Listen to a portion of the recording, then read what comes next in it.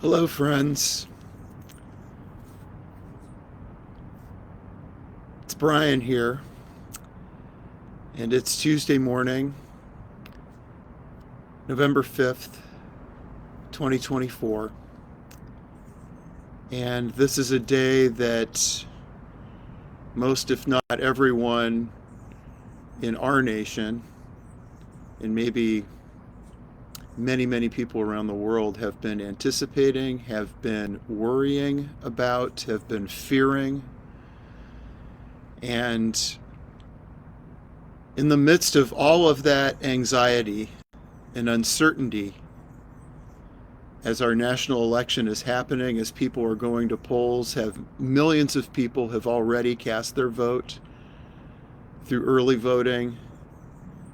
Many are seeking to make their way to polls in situations that may not be safe. And with so much rancor, so much divisiveness, so much fear-based definition and polarization in our world in these days, I sensed in my heart that, like we did in 2020, it might be helpful for us to have even just a few minutes to be able to pause, to be able to breathe a little more deeply, and to simply be in a safe space that hopefully is also a sacred space, a space with some silence, a space where we can even release, let go of those anxieties, those worries that we may be feeling.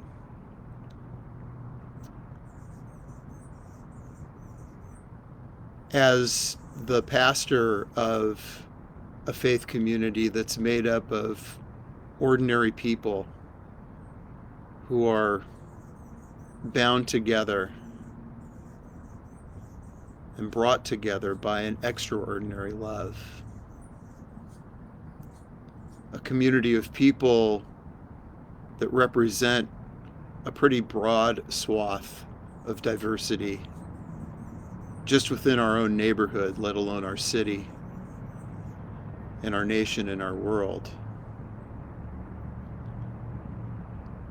And yet what I'm always reminded of, no matter what crises we may be facing, no matter what challenges we may be seeking to embrace, no matter what kind of convictions we may have individually on different challenges and needs and issues, it is that extraordinary love that continues to be home base, that continues to be, as Paul Tillich once said, the ground of our being.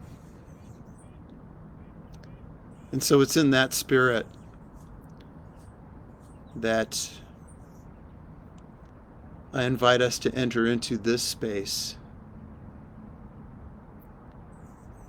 knowing that amidst the cacophony there is a center of calm. And within all of the polarities and the perplexities of life as we're experiencing it on this day and in these days, there is a peace at the heart of it all.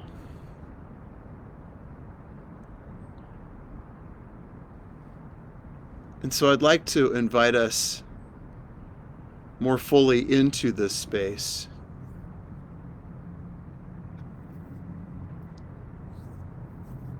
to take some deeper breaths.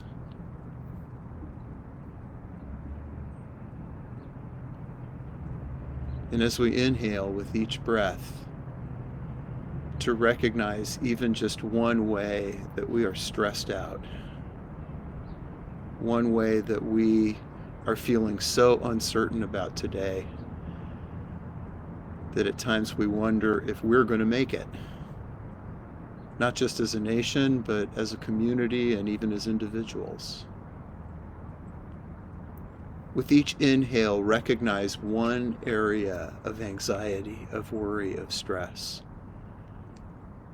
And then as you exhale, let it go.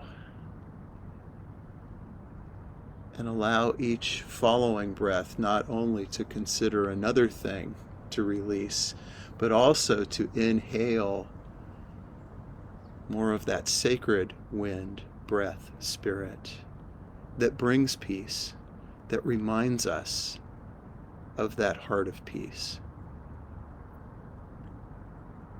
And then to exhale and let it go. Release it.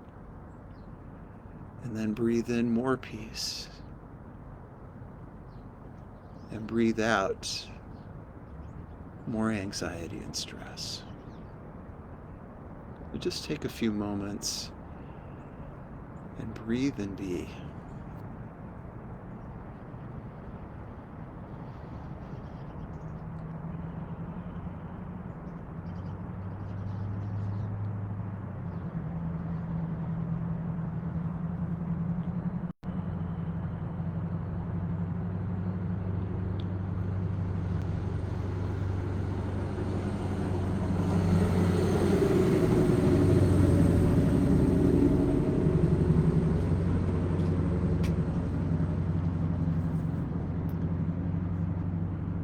Often in times that are troubling, times where the darkness is so foreboding, we wonder if any light will appear again.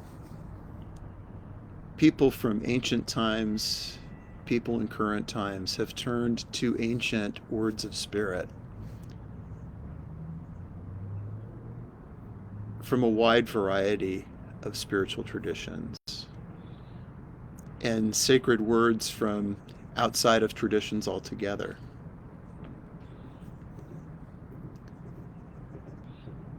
To help us find our bearings and find our beings again.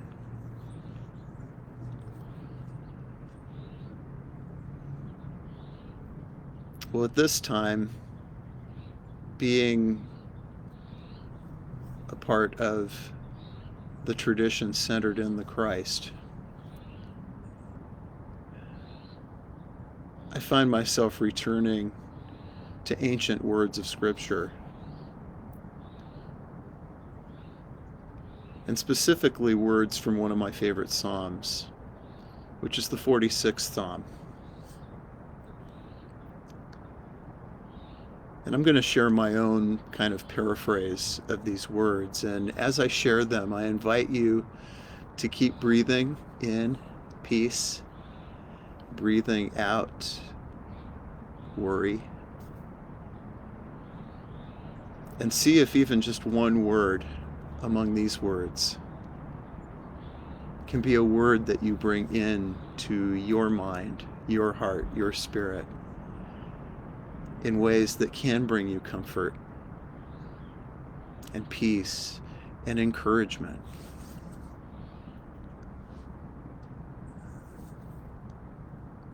Love is our refuge and strength,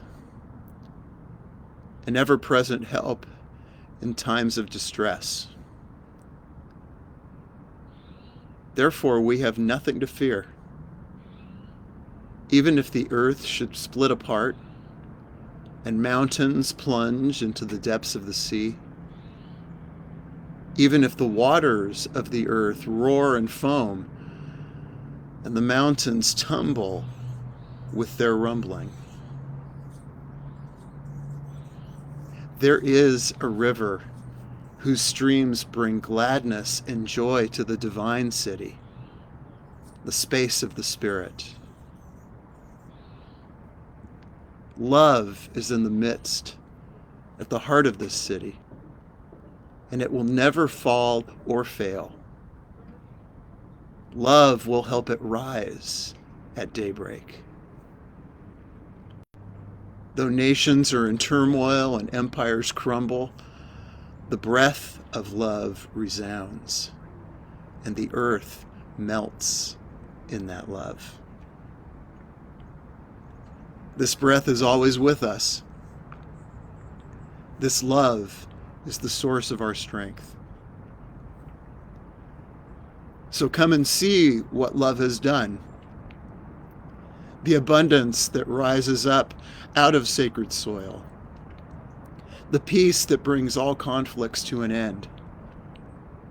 Breaking bows, shattering spears, turning them into hoes and shears. Burning implements of destruction and burnishing them into instruments of restoration and reconciliation. Be still and know that I am love. I am exalted among all nations. I am exalted in all the earth. This breath is always with us. This love is the source of our strength.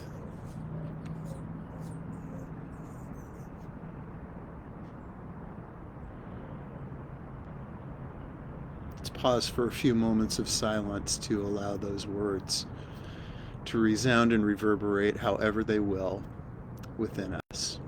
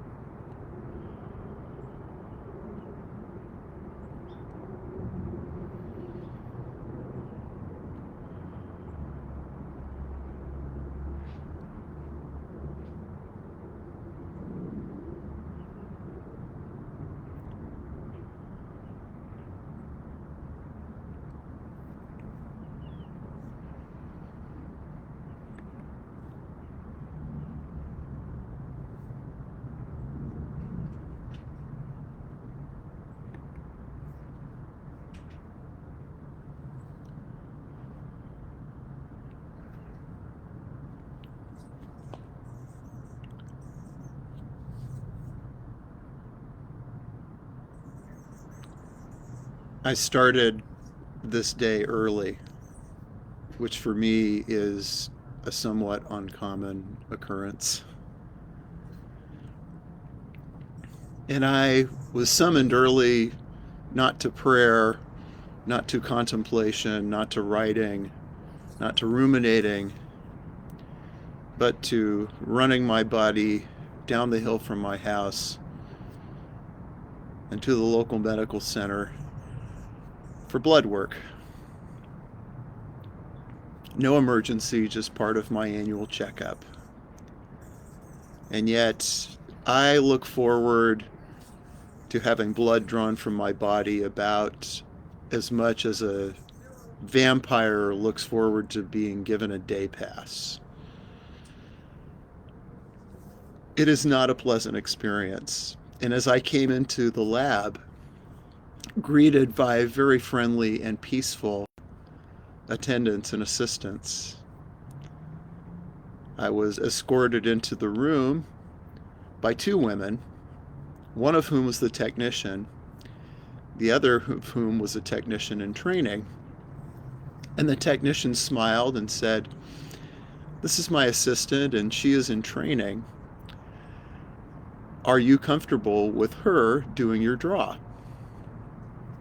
And immediately my palms began to sweat, because I've been through situations before where, let's just say, the vein was hard to find and I became a bit of a pincushion.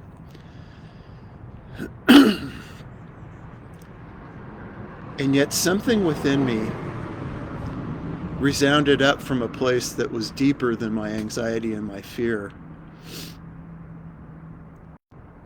And in that silence, through a whisper of wind, all I heard in my conscience was trust. Trust.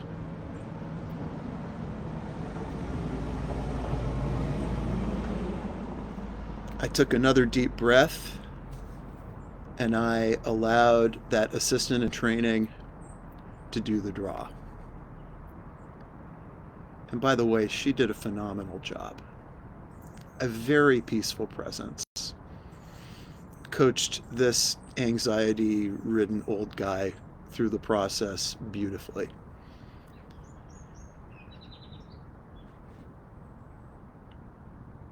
I also happen to be the kind of person who sees a metaphor in everything.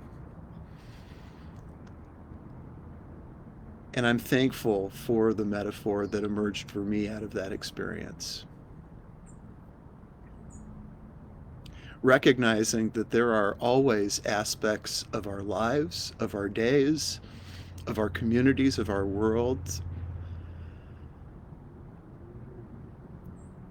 that are out of our hands, that we are needing to trust that others can play their part, just as we are seeking the best we can to play our parts. There are millions of people who are exercising not only their right, but their honor and responsibility to cast votes today. And those votes will be all over the spectrum, as is typically reflective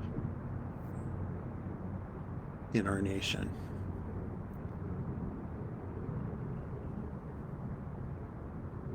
And yet, friends, whenever any of us casts a vote, it's always an act of trust, a step of faith.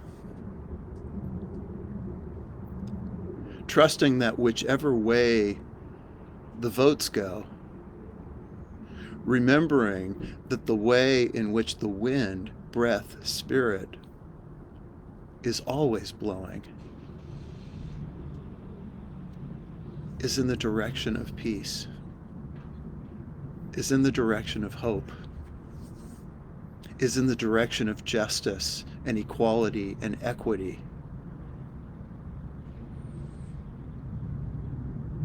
It's in the direction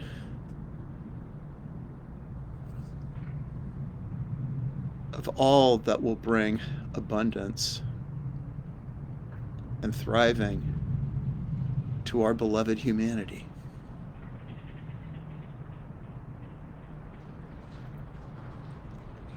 So my hope for myself, for each of you, for all of us today, is that as we take steps of trust, steps of faith,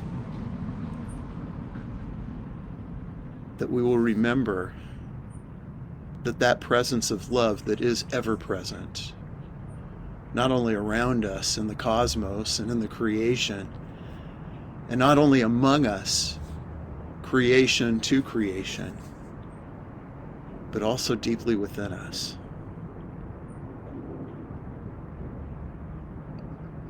That love is always at the beginning and right in the middle and right through to the very ending and beyond of all that we know, all that we experience, all that we fear.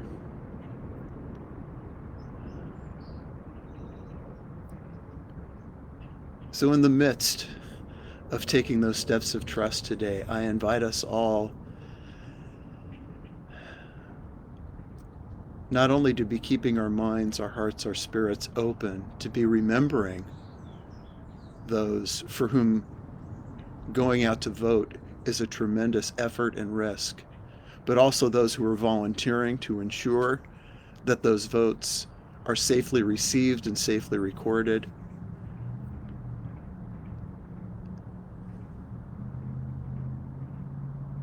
But also to remember, wherever the journey of life leads you and leads me and leads us today, that we journey in the spirit, the wind, the breath, the presence of the love that made us, the love of which we are made, the love that journeys with us through every beat of our hearts and every breath of our lungs.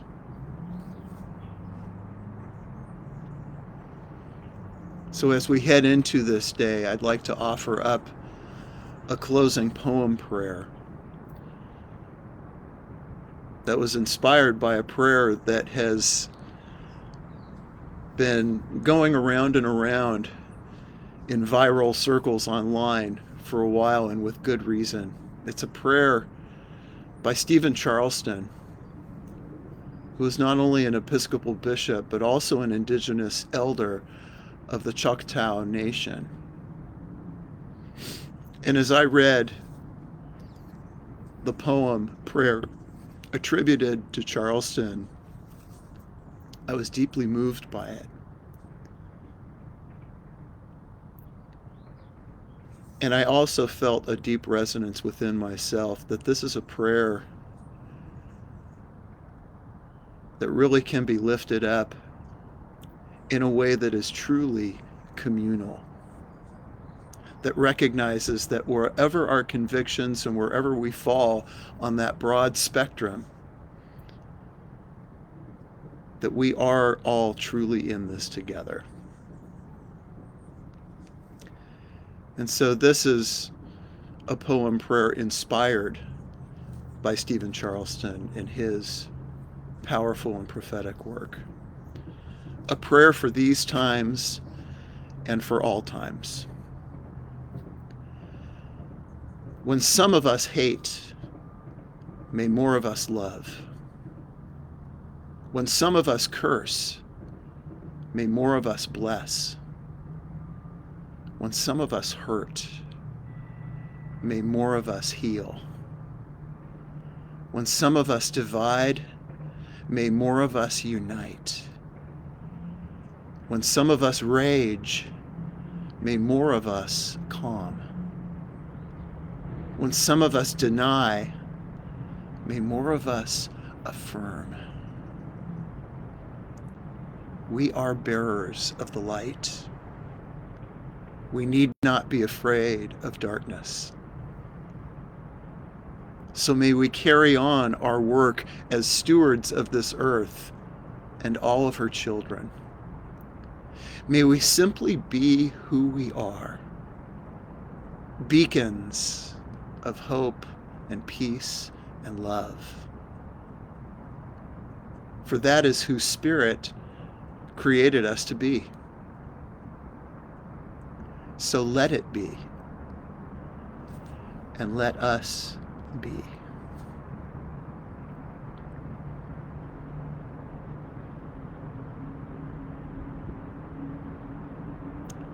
Friends, know in the depths of your heart that you are loved and that you are love.